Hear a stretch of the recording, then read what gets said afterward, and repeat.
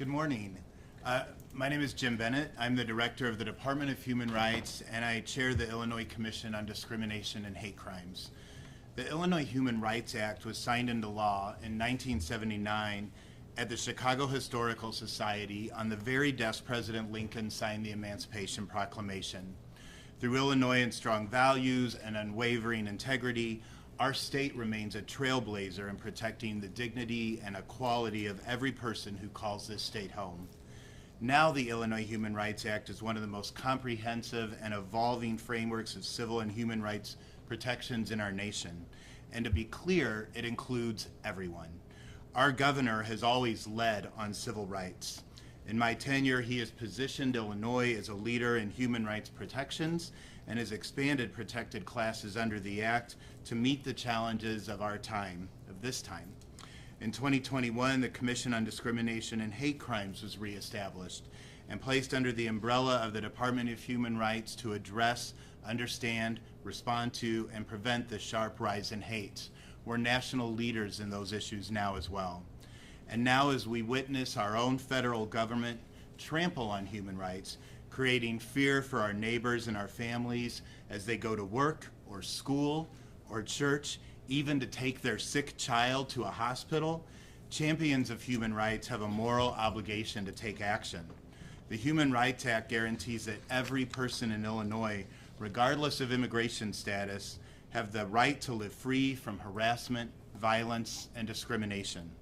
That is why today, Governor Pritzker is signing an executive order establishing the Illinois Commission on Accountability. And this commission, housed within the Illinois Department of Human Rights, will have the administrative and leadership support it needs to succeed, because this is fundamentally a human rights crisis. Now, with the Commission on Accountability, Illinoisans will ensure the transparency and the oversight of these federal actions that we're all witnessing in Illinois. This is about protecting human rights and restoring trust between law enforcement and the communities that they serve. This is about standing up for Illinois values when federal leadership has abandoned the American principles that all of us hold dear. And it is now my honor to introduce a governor who has never wavered in protecting the people in the land of Lincoln, our governor, J.B. Pritzker.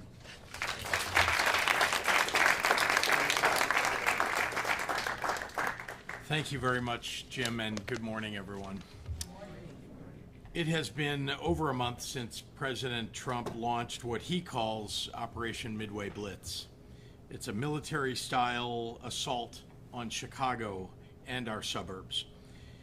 In the short time, we have witnessed countless acts of harassment and intimidation and brutality and abuse of power, perpetrated against law-abiding civilians across our communities. Trump's masked agents have detained innocent American citizens and legal residents. They have used unmarked cars, a Black Hawk helicopter, automatic weapons, and battering rams to raid an apartment building filled with almost entirely, families and children. They've thrown tear gas and smoke grenades at peaceful crowds. Just yesterday, a Chicago alderman said a group of U.S. citizens were detained in Little Village and Cicero, including 2 of his staff members. We've seen this repeatedly, the demand for proof of citizenship without probable cause, with only the victim's skin color as a reason for the confrontations. None of this is about crime or safety.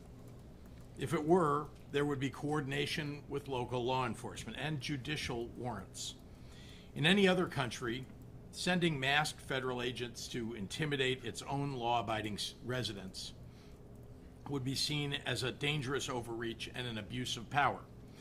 Under normal circumstances, federal agency supervisors and inspectors general would enforce proper legal procedures and protocols and hold accountable those who violate them.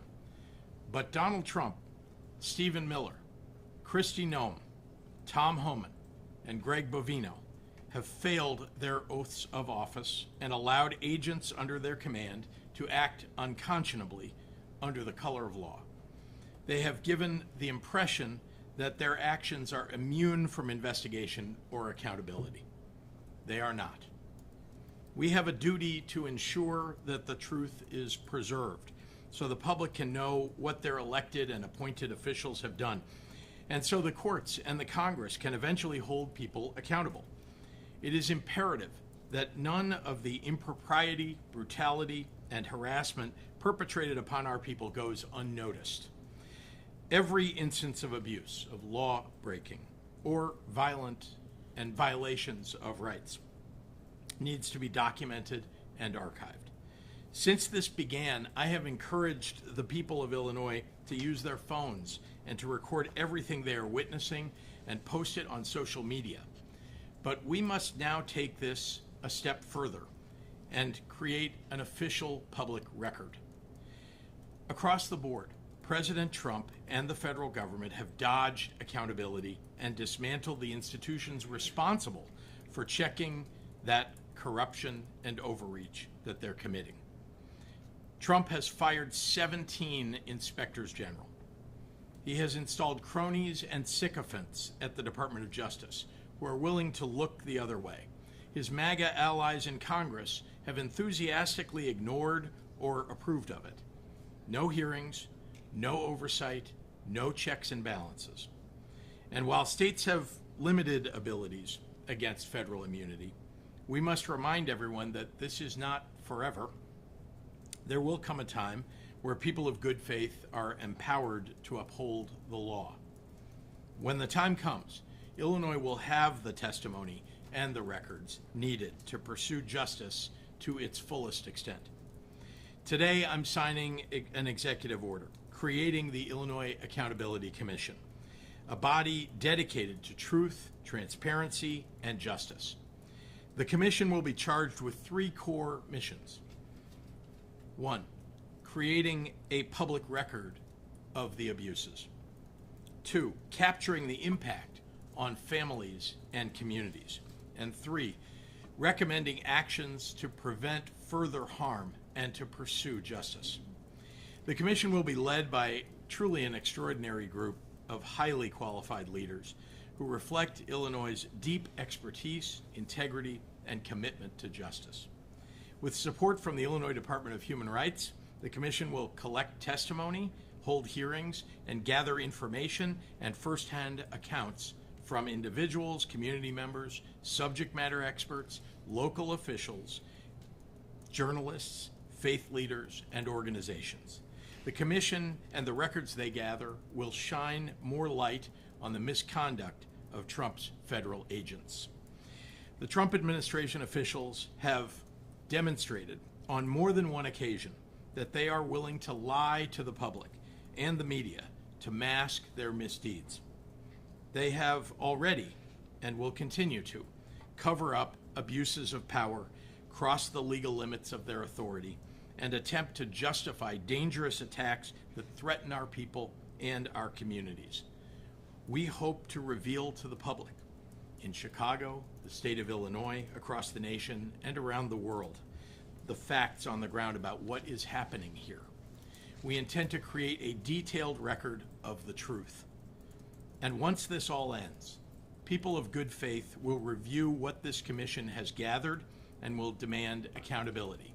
Indeed, people are demanding that accountability even now.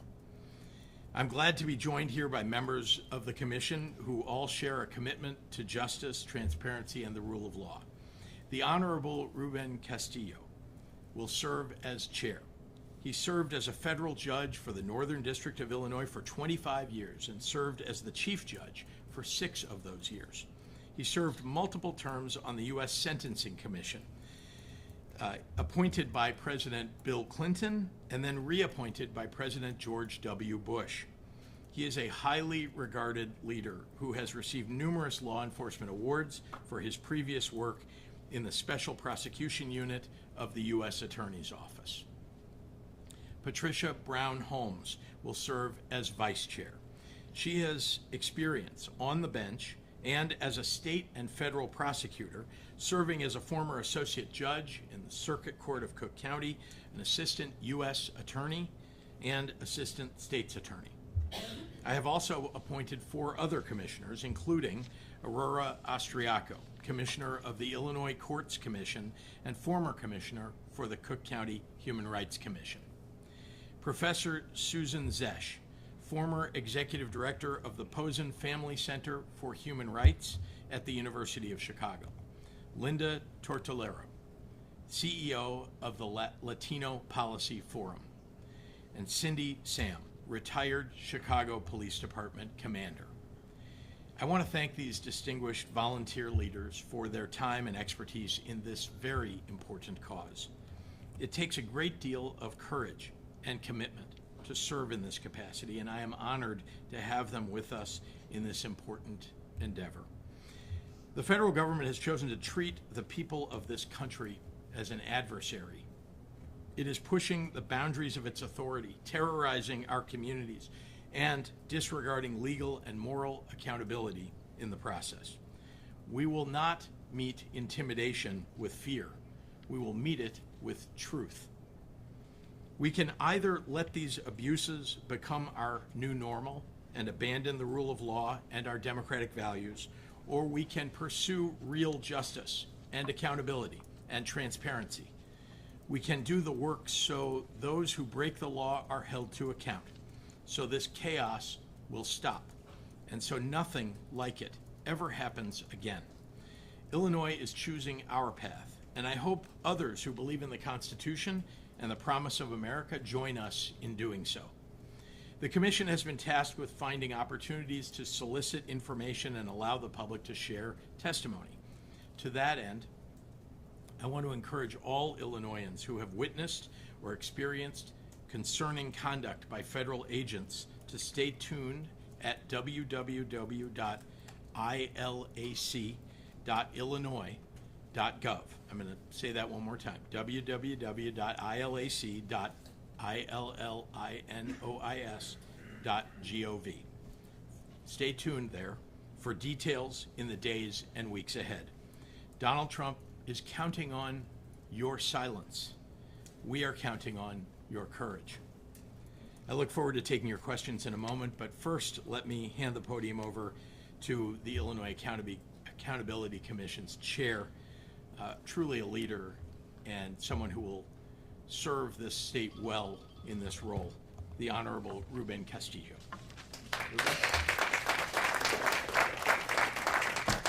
Good morning. Thank you, Governor, for kind words.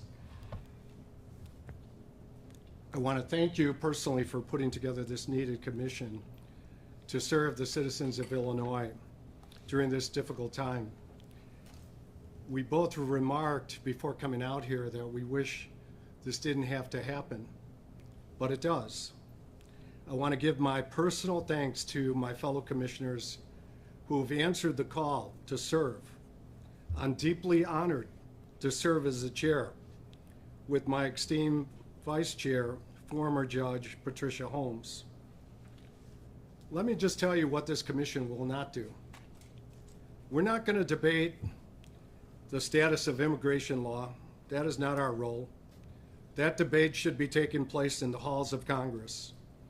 And yet we see where we are, a Congress that cannot fund government right now, let alone take on the difficult issue of immigration reform.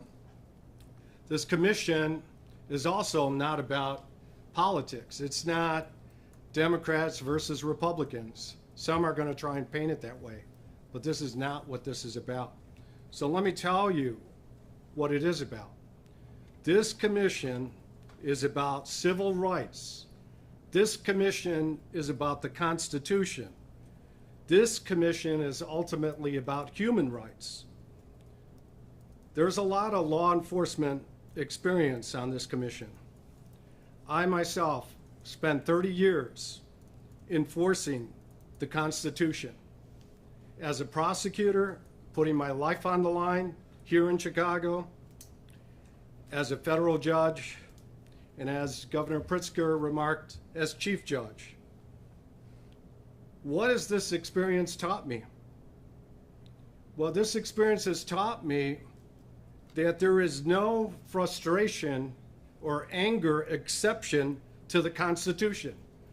Just because someone gets upset or frustrated doesn't mean that they can violate the Constitution and hurt people, detain people, seize people, and even shoot people. We've had 2 shootings here in the Chicagoland area. We saw Mr. Villegas Gonzalez lose his life while he was backing up his vehicle. This is something the commission will certainly investigate further. And ultimately, I'm sure this will be a question for a court somewhere. But we will make a record of that.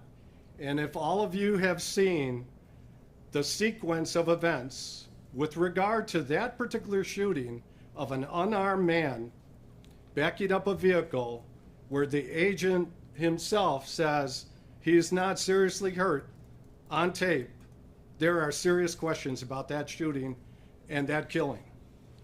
We've also seen a Miss Martinez on October 4th, shot repeatedly. How did that shooting go down? Well, just this past week, a supervisory agent says that all agents of ICE are ordered to wear body cameras before Judge Ellis even ordered that. And yet several of the body cameras with regard to that shooting event were not on. And then we learned that the vehicle that supposedly was collided upon was taken to the state of Maine. I will say this, in 30 years of law enforcement experience, pretty unusual events. And then we learned that the agent who did that shooting said something, expletive deleted, and then proceeded to use his automatic weapon to shoot this person repeatedly, even though she was not displaying any type of armed weapon at that point in time. So again, I will tell you, my granddaughter has a word for that. She would call it sketchy. And we will investigate that. But why people are answering this call from the governor is really to avoid these type of events. So the reason I'm here is because I don't want anybody else to be hurt. I don't want certainly anybody else to be killed. This just cannot be tolerated. I'm an old trial attorney, so I like to carry trial exhibits with me. I just brought one with me that I personally framed. This picture was on the Sun-Times. And I looked at this picture 100 times. Why is this man having a weapon pointed at him when he's surrounded by agents? What is the danger? How far away are we from him moving his finger in some fashion and seriously hurting a man who has his hands up? Is this the new normal? This cannot be the new normal in the United States of America or in Illinois. And that is what this commission will be investigating. So in the end, I'm glad Governor Pritzker mentioned shedding light, because I see the commission as a lighthouse. What does a lighthouse do? It sheds light on darkness. And there certainly seems to be, and I'm prejudging this, a lot of darkness going around that we've all seen on videos, photographs like the one I just showed you. Secondly, a lighthouse is a beacon, and that's what I see the commission doing, is coming out with a report and making recommendations so that the interaction between the federal government, where I worked for 30 years, and the state government, where I have lived all my life, can be better. It doesn't have to be an invasion of a military force going into hostile territory. But one will need to look at, and this is something the commission will look at, how did this come about? Who is saying what? Who is posting what? What is on social media? What are the leaders saying? I think just this past week, Judge Ellis asked a very relevant question. has any agent ever been disciplined for any type of misconduct? And the answer came back a resounding no. And I think, unfortunately, that same answer applies to across the country. As I stand here, I think back to 4 months ago at a press conference similar to this, a U.S. senator got up and tried to ask a question and was shoved to the floor. Has the agents who did that on CNN television, have they been disciplined at all for that? We will look at that. That's all I will say. But in the meantime, I ask three things of the public. Be patient for this commission. Be peaceful. You can protest, but it needs to be peaceful. Keep taking, as the governor said, those videos. And we pray for your help. We pray for your cooperation, because we will certainly need this. And with that, I'm going to call on our great Lieutenant Governor Stratton. Thank you.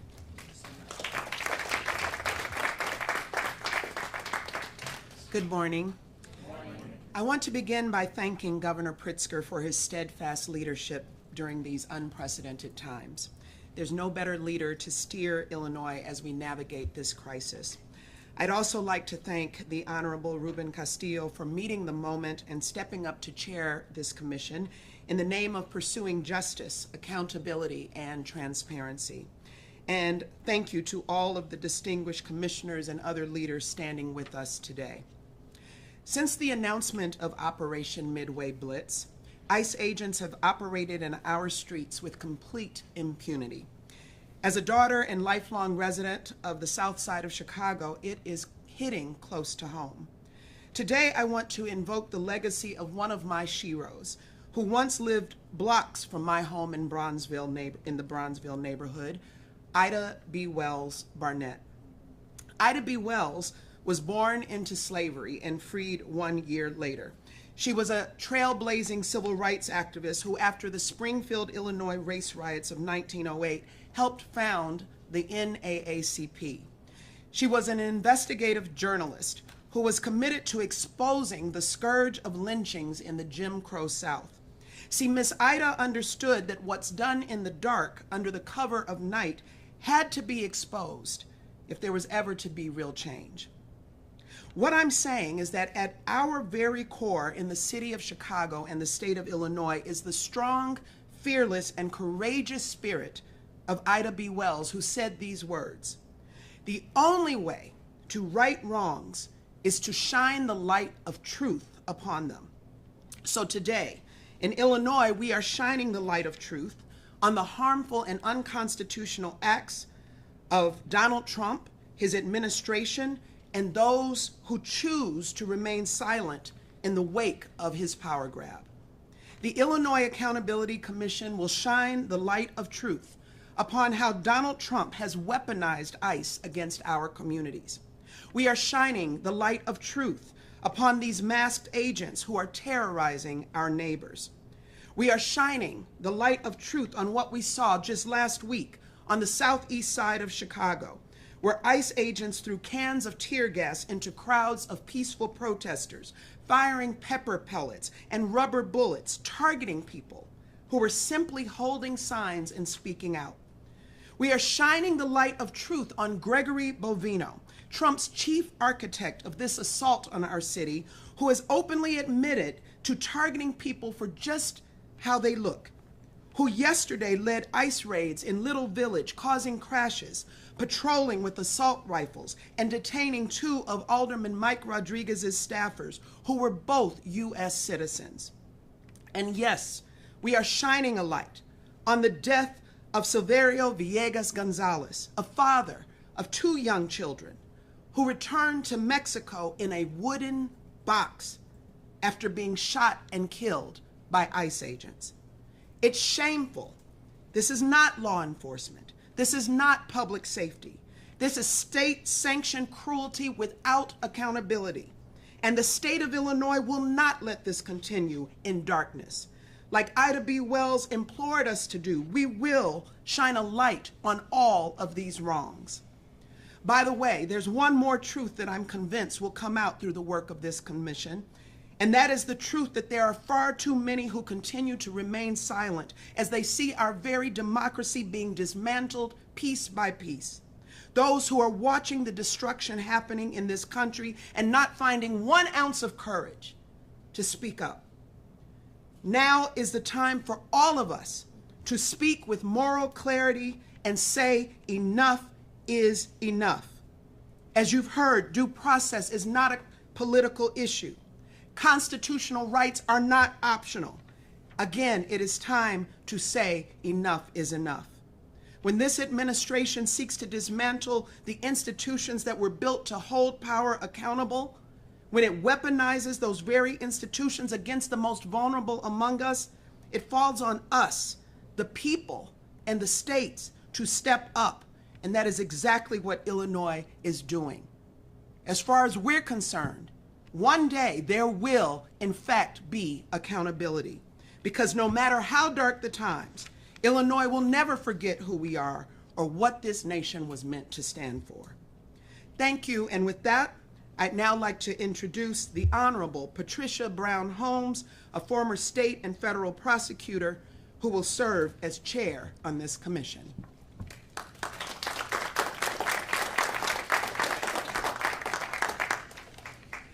Far be it from me to correct the lieutenant governor, but I'll be serving as vice chair. Vice Chair, sorry. Vice Chair. Lieutenant Governor, Governor Pritzker, and Lieutenant Governor Stratton, thank you so much for this incredible opportunity. I'm honored to be vice chair of this commission alongside my friend and former Chief Judge Ruben Castillo.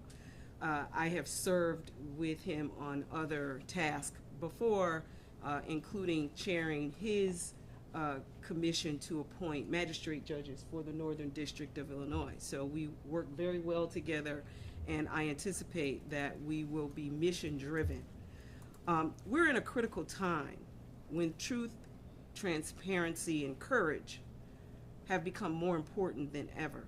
As you've heard, our mission is twofold: to uphold the law and to uphold humanity. We're tasked with creating a clear record of what happened during Operation Midway Blitz, as well as other activities that you've heard that have been occurring throughout our state. We'll examine not just the actions taken, but their impact on the people and communities of Illinois. As you've heard, our goal is not political, it's constitutional. It's about protecting the basic rights of every person in our state and reminding everyone that due process, dignity, and equal protection are non-negotiable values. They're the foundation of our democracy. But this work is deeply personal to me, Governor. As a former associate judge who handled cases involving children and their families, I understand the fear, confusion, and trauma that these families are experiencing. We must meet that fear with compassion and care.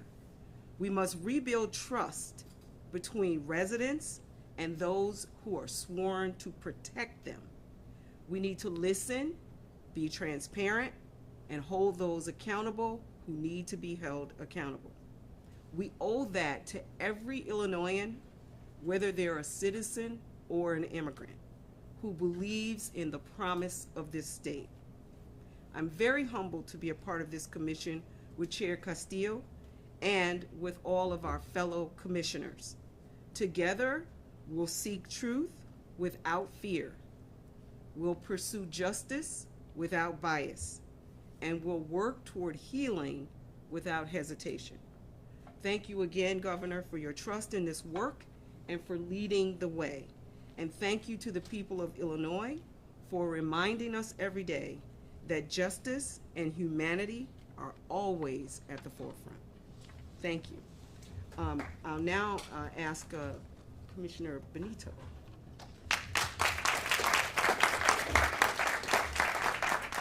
Good morning, everyone.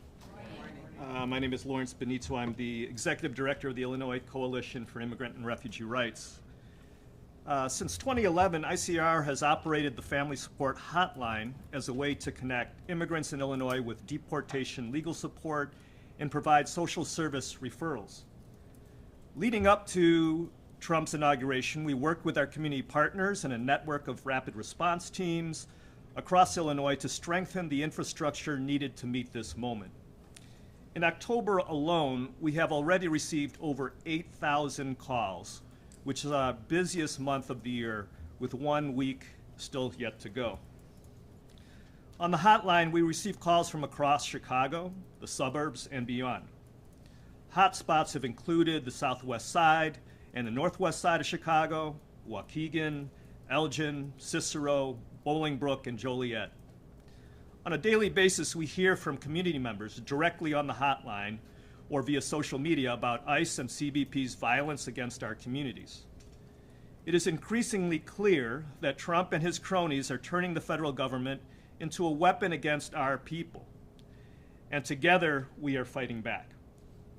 Everyone has a role to play, from community members who document ICE and CBP violence and call the hotline, to counties and municipalities who have taken local action, and to the governor, who we are standing alongside today in support of this executive order and against the ongoing attack from Trump's increasingly regime-like administration. When we march in the streets, we have a chant, when our communities are under attack, what do? Stand up and fight back. Please continue to call the hotline at 855-435-7693 if you suspect ICE is present in your area or if someone in your family has been taken by ICE or CBP. Remember, organized communities are safer communities, and together we keep each other safe. Thank you. I'd now like to introduce my colleague, Mary Meg McCarthy, Executive Director of the National Immigrant Justice Center. Good morning. My name is Mary Meg McCarthy, and I am the Executive Director of NIJC, the National Immigrant Justice Center. With the staff 165, including attorneys and paralegals, NIJC and its pro bono network of 2,500 attorneys provide legal services for immigrants who want to reunite with family or seek safety from danger and persecution they experience in their homelands. Since January, all immigrant neighbors have become vulnerable targets of the Trump administration's unlawful and inhumane deportation scheme. Reminiscent of my experience living in Chile in the 1980s. I worked as a human rights witness in Santiago under dictator Augusto Pinochet. For more than a decade, his military regime violently suppressed public dissent, disappeared, and tortured the regime's political opponents. In 1991, the report of the Chilean National Commission on Truth and Reconciliation documented the deaths and disappearances of thousands of people under the Pinochet regime. This report became a critical resource as Chileans worked to reestablish democratic and human rights norms. When I returned to the U.S. in 1982 to pursue my legal career, I never imagined that one day I would be living through a similar authoritarian regime. But here we are. We have witnessed Immigration and Customs Enforcement, ICE personnel, and other federal agents detain people without warrants or probable cause and ambush a building in South Shore with an army of an outsized number of ICE agents. These actions violate the NAVA consent decree, which NIJC and the ACLU and its partners litigated. The NAVA decree prohibits arrest without a warrant or probable cause. NIJC's lawyers are working tirelessly to enforce that consent decree today and to provide legal counsel to people in detention. Because of ICE's tactics today, it can take days for attorneys to locate a detainee and provide legal consultation.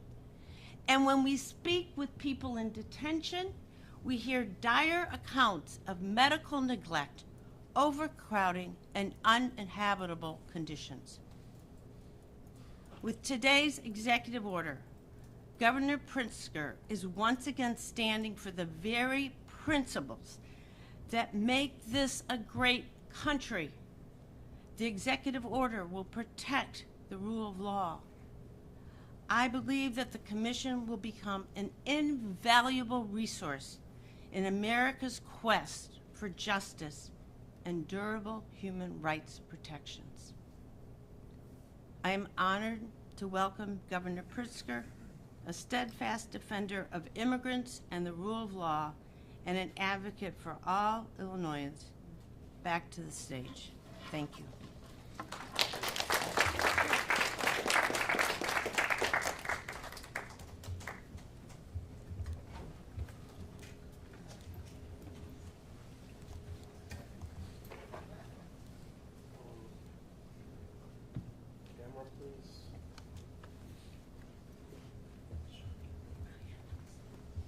Can't see. Down in front. Someone down in front, please. Down in front.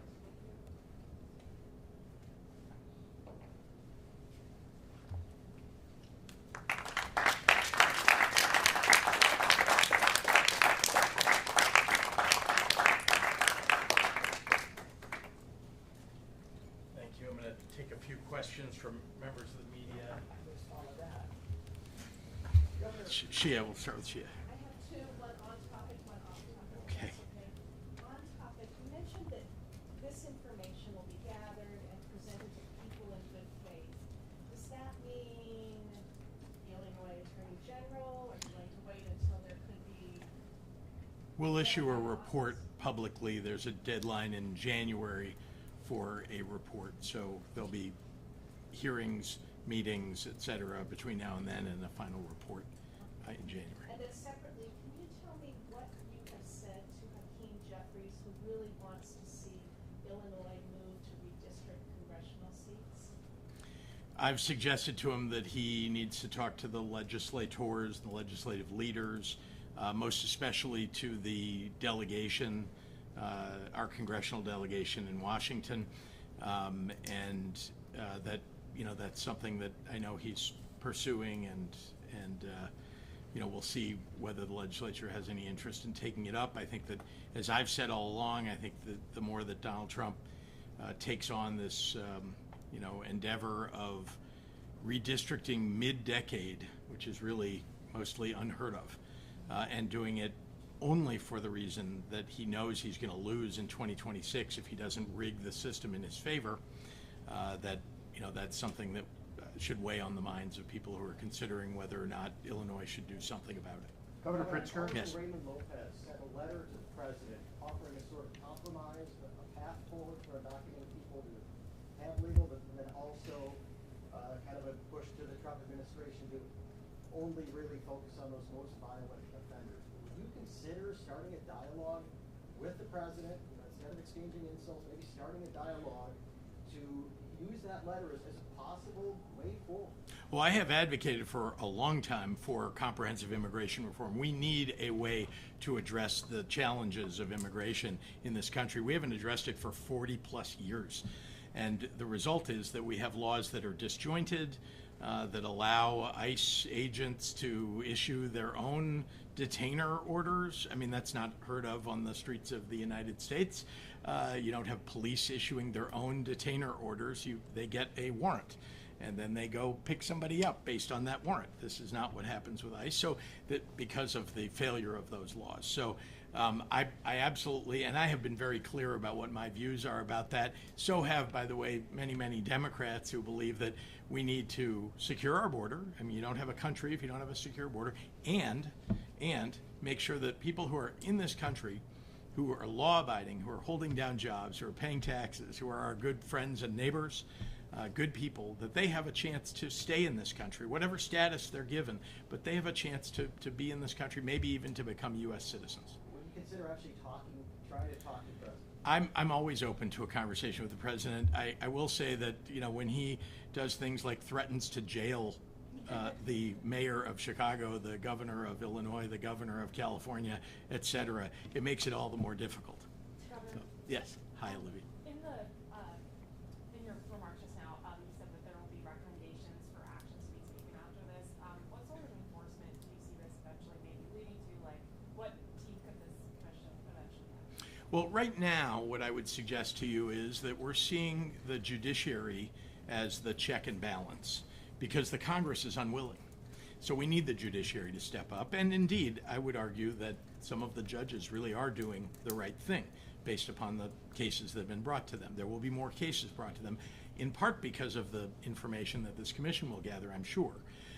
So that is one way in which we can go about enforcing the recommendations, or at least, you know, taking the circumstances that will be reported and putting them into action. That's one thing. And then I think importantly, we're creating here a record.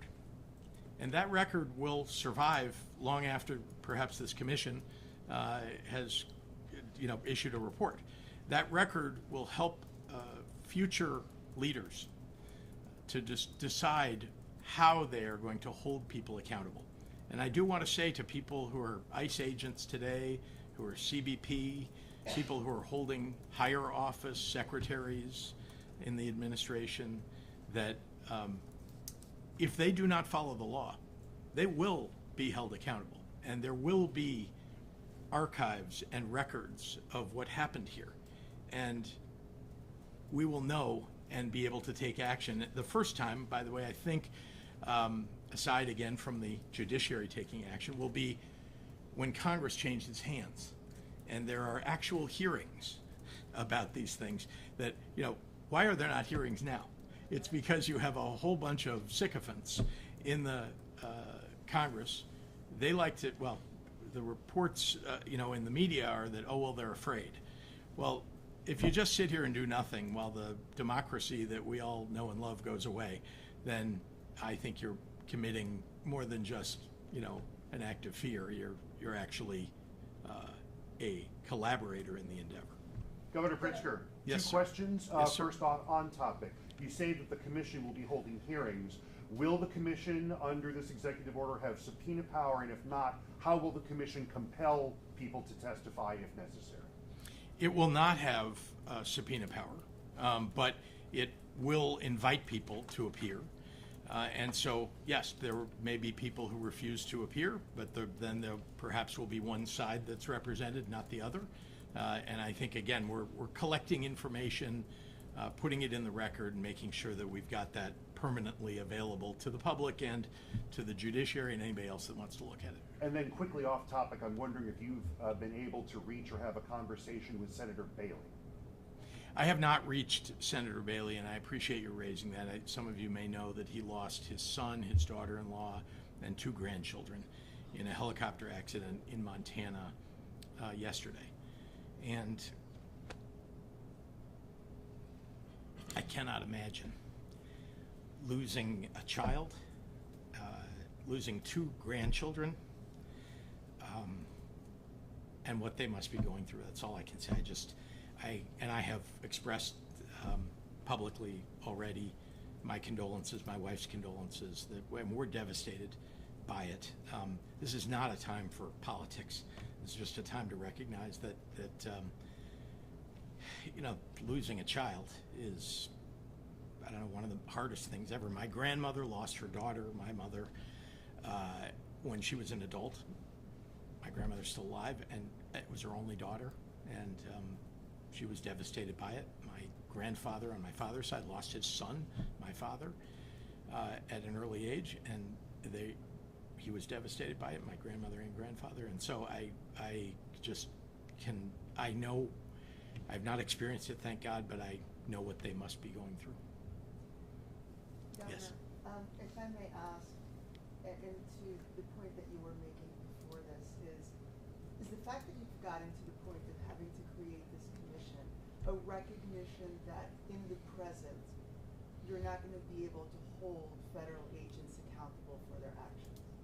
Well, remember, we're talking about the Constitution here, right? And the states have a certain role, federal government has a certain role. We're following the law in Illinois, right? And so when people ask me, well, are you going to go after them? Well, we're doing everything that's within our power to do that.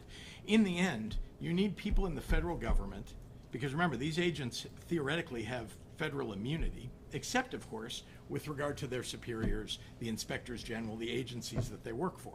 If those leaders are unwilling to hold people accountable, and remember, we have a president of the United States who pardoned all the people who committed the crimes on January 6th. And that's just one example of the kind of, disregard for the law that this administration demonstrates. That when you have an administration like that, we have to take things, very seriously at the state level and look forward to a moment when the judiciary will act. And we've done that, by the way. We've taken these cases to court. I want to commend the Attorney General of our state, who's done just a superior job in defending people's rights. There's more to do, and he's going after it. We are going after it in every way that we possibly can. That's the accountability and the record, and I'm pointing at the leaders, but all of the members of this commission. The record that they are going to create and that the people who come forward will create will allow accountability to be had. Yes? When people are making reports to the commission, are there certain pieces of information or documentation that would be helpful for them to submit for verification of the record? I'd love to, if you don't mind, Ruben, I'm going to hand it over, but I just want to say, one of the things that I've asked, as you know, from the public, even people who, don't want to be protesters or get involved in some public way, take video. It's the easiest thing people can do. It's an activist, and it's a protest of its own, just to take the video and make it available to the public. But I'll ask Ruben. First of all, I'll second that. The videos need to continue. We have a good collection of videos already. A lot of people are helping with regard to that. But in direct answer to your question, every single thing can help. Testimony, accounts, anecdotal. This commission will follow the facts in terms of how these situations develop. There's always going to be conflicting accounts. There's always going to be this so-called he said, she said, they started it. But we want to know, and I think part of the root of that problem that I can see is what's coming down from the top, and is anything being done when misconduct occurs? Because if misconduct is allowed to continue, or if misconduct is being encouraged from the top, that's just a fundamental problem. And a lot of what we've seen so far encourages misconduct. Covering of the faces, the attire, the equipment, whatever is being told before these things transpire. It's almost like, I suspect, and we will find out, locker room talk. And then you go out and play a very aggressive game. And this is not a game. Lives are being lost. But I saw, for example, Mr. Von Vino had no problem being on Fox News last night saying that his agents were extremely professional. I would invite Mr. Bonvino to come before this commission and explain that. Yeah. One more thing. Are you concerned, I guess, or do you have a plan for the private identity of citizens? Definitely very concerned, especially with regard to individuals who don't have full legal status in the United States. That's a big concern. We will work with our attorneys to deal with that. But on the other hand, there are a lot of U.S. citizens that are being abused that I can see. I saw a WGN producer treated in a way that should never have happened. And I don't know if there's any discipline for that. It's certainly doesn't appear to be forthcoming when Mr. Bonvino says last night they're being extremely professional. Take two more questions, if anyone has one. Governor, just from the human aspect, looking at the plethora of videos showing those that are experiencing things and those that are documenting it. I mean, I'm sure you've seen them yourself. How do you feel in witnessing something like this in the time in which we're living in? There's an expression that originated with Martin Luther King Jr., and it's, that the arc of the moral universe is long, but it bends toward justice. It doesn't feel in this moment like it's bending toward justice. And indeed, I guess I would offer humbly an amendment to say it only bends toward justice if we bend it that way. And when I see people being stopped because of the color of their skin, and people are being demanded to prove their citizenship. I don't know about anybody in this room, but do you carry proof of citizenship? Have you ever carried proof of citizenship, all the citizens in this room? Nobody carries a proof of, well, okay, somebody raised their hand because you may be afraid right now. That would be the reason why you would carry it right now. But this is something that happens in authoritarian regimes.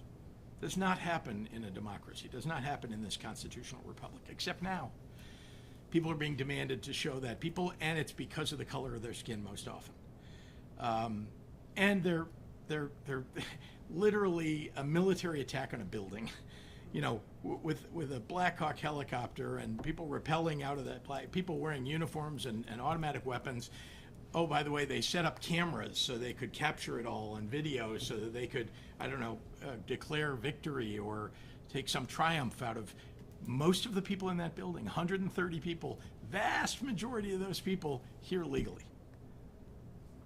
And they were aiming, they said, at Tren de Aragua. Great, please take the gangsters, take the drug dealers. Great, but that's not how you do it. That's not how law enforcement carries out its mission. You get a judicial warrant. You target the people that you want, and you arrest them with that judicial warrant. You don't arrest an entire building, detain everybody, zip-tie children, elderly people held in a U-Haul for hours, U.S. citizens. I say it like other people don't have rights. Everybody on the ground in the United States has rights. They do, just by virtue of being here. You might get deported, you might. But while you're here, you deserve due process, probable cause, all the rights that Patricia mentioned. These are, I am angry because this is not the country that I want for us. This is not the country that any of us thought that we were living in. And yet, here it is, 9 months into an administration. We are having to have millions of people stand up and declare no kings. And we've had to do things like create Judge was saying, before we walked out here, wish we didn't have to do this. I said that to him. I wish we didn't have to do this. Can you imagine that we have to do this in this country? A commission on accountability for the things that ICE is doing. So I'm quite upset about it. As you know, I'm taking as much action as I possibly can. And I just won't stand for it, and I will in every way stand in the way of people's rights being abridged in this country, and especially in this state.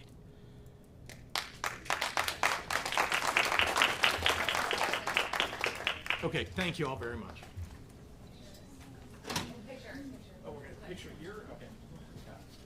Where do you want to do it? We're gonna follow Tina.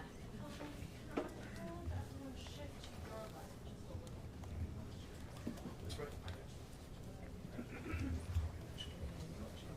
So the chairs. Judge, you should.